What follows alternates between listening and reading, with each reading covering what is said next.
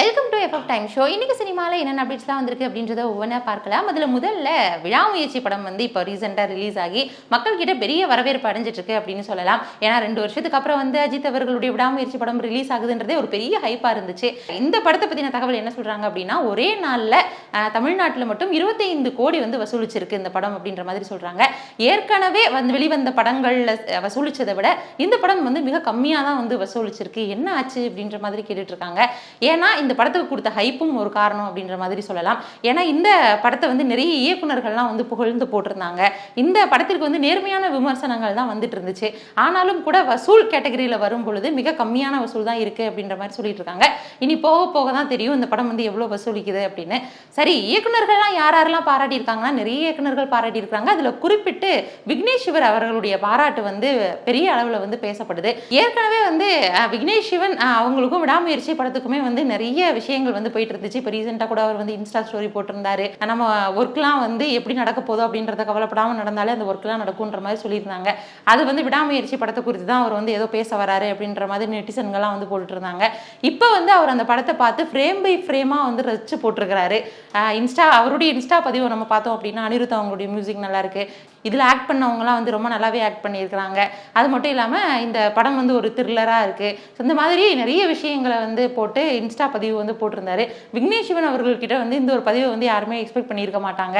அப்படி இருந்தும் இவர் வந்து ஒரு இன்ஸ்டா பதிவு போடுறாரு அப்படின்றது ஒரு மிகப்பெரிய வைரலாக தான் பேசப்படுது. ஸோ அடுத்தடுத்து விடாமுயற்சி குறித்து என்னென்ன சம்பவங்கள்லாம் நடக்க இருக்குது அப்படின்றத நம்ம பொறுத்திருந்து பார்க்கலாம். அடுத்த அப்டேட் என்ன அப்படின்னா, விடாமுயற்சி படம் வந்து ரிலீஸ் ஆக போகுது அப்படின்ற தகவலை விட குட் பேட் அக்லி எப்போ வரும் அப்படின்ற எதிர்பார்ப்பு ரசிகர்களுக்கு அதிகமாக இருந்துச்சு அப்படின்ற மாதிரி சொல்லலாம். ஏன்னா ஆதிக் ரவிச்சந்திரன் வந்து இந்த படத்தை வந்து இயக்குறாரு. ஏற்கனவே அவர் இயக்குன மார்க் ஆண்டனி படம்லாம் வந்து மிகப்பெரிய அளவில் வந்து மக்கள்கிட்ட வந்து ரீச் பிடிச்சி அப்படின்ற மாதிரி சொல்லலாம். அதுவும் அஜித் அவர்களை வச்சு இயக்குறாரு அப்படின்றப்போ குட் பேட் அக்லி எனக்கு வந்து என்னென்ன மாதிரியான சம்பவங்கள்லாம் கொடுக்க போறாங்கன்ற ஒரு எக்ஸ்பெக்டேஷன் இருந்துச்சு. அது மட்டும் இல்லாமல் இப்போ ரீமேக் வெர்ஷன்லாம் வந்து கொடுக்க போறோம் அப்படின்ற மாதிரிலாம் சொல்லியிருந்தாரு. வத்தி குச்சி பத்திக்காதடா அந்த சாங் வந்து மறுபடியும் ரீமேக் பண்ண போறாங்க. அது சார்ந்த விஷயங்கள்லாம் நிறைய வந்துட்டு இருந்துச்சு. இப்போ இந்த குட் பேட் அக்லியோட டீசர் வந்து அடுத்த வாரம் வந்து ரிலீஸ் பண்ண போறதா வந்து சொல்லியிருக்கிறாங்க. ஒருவேளை அப்படி அடுத்த வாரம் வந்து ரிலீஸ் ஆனால் அது வந்து ஒரு பெரிய ட்ரீட்டாக தான் இருக்கும். ஸோ குட் பேட் அக்லியை பற்றி தான் இன்னும் அடுத்து ஃபுல் ஸ்பீச்சும் இருக்க போகுது அப்படின்றது இப்போ இருந்தே வந்து தெரியுது. ஸோ நம்மளும் வெயிட் பண்ணி பார்க்கலாம் எந்த மாதிரியெல்லாம் வந்து டீசர் வரப்போகுது, என்ன மாதிரியான ஸ்டோரியிலலாம் வந்து இந்த படத்தை வந்து கொண்டு போக போகிறாங்க அப்படின்றத நம்ம பொறுத்திருந்து பார்க்கலாம். அடுத்த அப்டேட் என்ன அப்படின்னா, இளையராஜா அவங்களுடைய பயோபிக் வந்து யார் பண்ண போகிறாங்க அப்படின்ற ஒரு எக்ஸ்பெக்டேஷனை கிரியேட் பண்ணுற விதமாக நிறைய சம்பவங்கள்லாம் நடந்துட்டு இருந்துச்சு. ஒரு வழியாக உறுதியாக அதை வந்து நடிகர் தனுஷ் அவர்கள் தான் வந்து இளையராஜா அவங்களுடைய பயோபிக்ல நடிக்க போறாங்க அப்படின்ற தகவல் வந்து கடந்த வருஷம் பெரிய அளவில் பேசப்பட்டுச்சு. ஏன்னா கடந்த வருஷம் மார்ச் மாதத்துல வந்து நடிகர் தனுஷ் அவர்கள் வந்து இளையராஜா அவங்க பயோபிக்லாம் நடிக்க போறாங்க அப்படின்ற மாதிரி ஒரு பெரிய ஃபங்க்ஷன்லாம் வந்து நடத்தினாங்க. ஸோ கமல்ஹாசன் அவங்க கூட வந்து அந்த ஃபங்க்ஷன்ல கலந்துக்கிட்டாங்க. அது மிகப்பெரிய பேசு பொருளாச்சு. அது மட்டும் இல்லாமல் அதுல நிறைய விஷயங்களை வந்து தனுஷ் அவர்கள் வந்து பகிர்ந்திருந்தாரு. இளையராஜா அவர்களுடைய பக்தன் நானே, ஸோ அவருடைய படம் பண்ணணும் அப்படின்றது என்னோட நீண்ட நாள் ஆசை அப்படின்ற மாதிரி சொல்லியிருந்தாரு. ஸோ இந்த விஷயங்கள் எல்லாம் தாண்டி அந்த படம் வந்து அந்த வருடமே வந்து பெரிய படமா வந்து உருவெடுக்க போகுது அப்படின்றது நிறைய பேருடைய எதிர்பார்ப்பா இருந்துச்சு.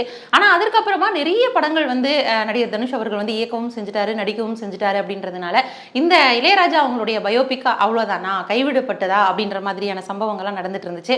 இப்போ அந்த படத்தை பத்தின என்ன தகவல் வந்திருக்கு அப்படின்னா, அருண் மதேஸ்வரன் அவங்களுடைய இயக்கத்துல இந்த படம் வந்து உருவாகுது அப்படின்றத தாண்டி இந்த படத்தை வந்து கனெக்ட் மீடியா அவங்களோட சேர்ந்து ஏஜிஎஸ் நிறுவனமும் வந்து கைகோர்த்திருக்கிறாங்க அப்படின்ற ஒரு தகவல் வந்து வெளியாகி இருக்கிறதுனால இந்த படம் வந்து உறுதியா எடுக்கப்படும் அப்படின்ற மாதிரி எக்ஸ்பெக்டேஷனா ஒரு கிரியேட் பண்ணுச்சு அப்படின்ற மாதிரியே சொல்லலாம்.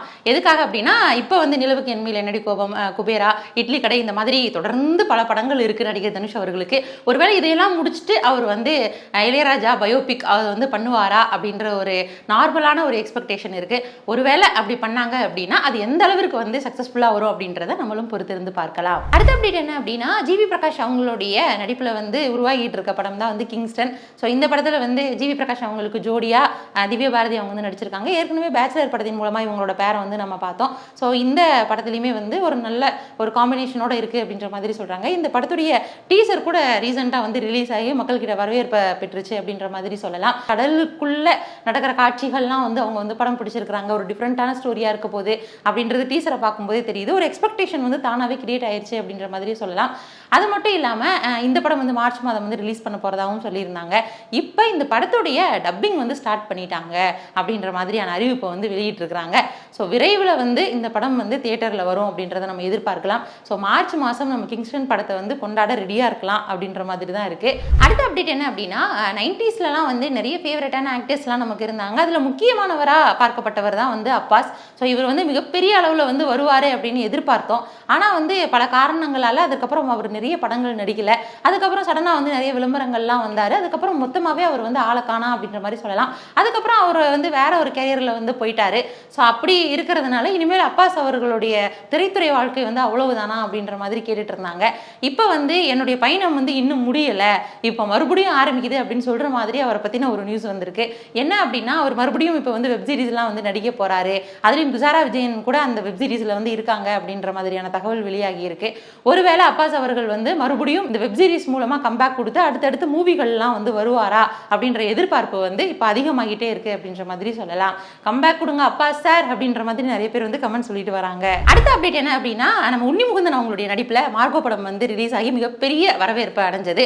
இன்னொரு பக்கம் வந்து உன்னி முகுந்தன் அவங்க கெட் செட் பேபி அந்த படத்தெல்லாம் வந்து நடிச்சிட்டு இருக்காரு. ஸோ அந்த படமும் வந்து விரைவில் தியேட்டரில் வந்து ரிலீஸ் ஆக இருக்கு. இப்போ இந்த மார்கோ படம் வந்து ரிலீஸ் ஆகி 51 நாள் ஆயிடுச்சு. ஸோ அது மட்டும் இல்லாமல் இந்த 51 நாளாகவே மார்கோ படம் வந்து மிகப்பெரிய பேசு பொருளாக தான் ஆயிருக்கு அப்படின்ற மாதிரி சொல்லலாம். இந்த படமே வந்து உன்னி முகுந்தன் அவங்களுக்கு ஒரு மிகப்பெரிய அடுத்தடுத்த படத்திற்கான ஒரு ட்ராக் வந்து வெளிவிட்டிருக்கு அப்படின்ற மாதிரி சொல்லலாம். அந்த வரிசையில் மார்கோ படம் 51 நாள் ஆயிடுச்சு அப்படின்றது ஒரு மிகப்பெரிய சாதனையாக பார்க்கப்படுது. இந்த மாதிரி சினிமாவில் வரக்கூடிய ஒவ்வொரு அப்டேட்ஸையும் நம்ம தினந்தோறும் பார்த்துட்டு இருக்கோம். ஸோ அடுத்தடுத்த வீடியோக்களில் நம்ம அடுத்தடுத்த அப்டேட்ஸ் பற்றிலாம் பேசலாம். அதுவரை இணைந்தே இருங்கள். இது FF time show by from Devika.